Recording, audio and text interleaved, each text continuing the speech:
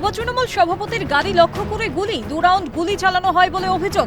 কোনো রকমে প্রাণে বেঁচে যান তৃণমূল নেতা। শনিবার গভীর রাতে ঘটনাটি ঘটে মুর্শিদাবাদের মনীন্দ্রনগর পঞ্চায়েত এলাকার রিং রোডের কাছে।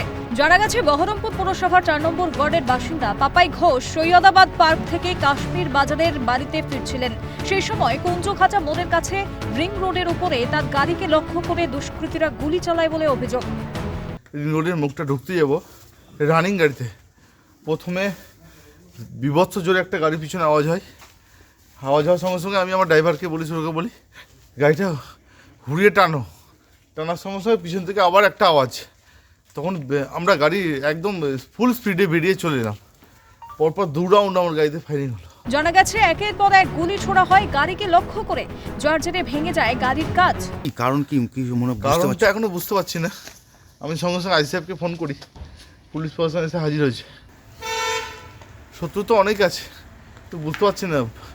রানিং গাড়িতে ডেলি আসে দিক দিয়ে, কিন্তু এরকম হবে এটা কোনোদিন স্বপ্নে ভাবতে পারিনি।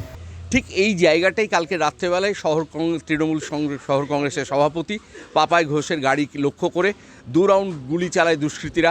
কে বা কারা গুলি চালিয়েছে তা এখন পর্যন্ত জানা যায়নি। তবে এই মুহূর্তে যেটা আমি দেখাতে পারি সেটা হচ্ছে এখানে এখনও গুলির খোল কিন্তু এখনও পড়ে রয়েছে, এবং সেক্ষেত্রে যেটা হয়েছে সেটা হচ্ছে এই গুলি চালনাকে ঘটনাকে কেন্দ্র করে গোটা বহরমপুর শহরে কিন্তু একটা উদ্বেগজনক পরিস্থিতি তৈরি হয়েছে। অভিযুক্তরা দ্রুত ধরা পড়বে বলেই আশাবাদী পুরপ্রধান।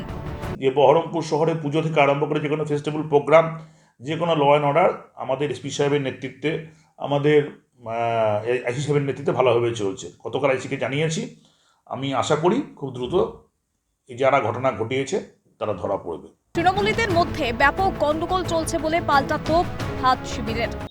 তৃণমূলদের মধ্যে এখন ব্যাপক গন্ডগোল, না হলে সেখানকার জনগণ কি রায় দিচ্ছে? জনগণ তো কংগ্রেসের পক্ষে রায় দিয়েছে। ঘটনার পেছনে অন্য কোনো বার্তা রয়েছে বলেই মনে করছেন পদ্ম শিবির।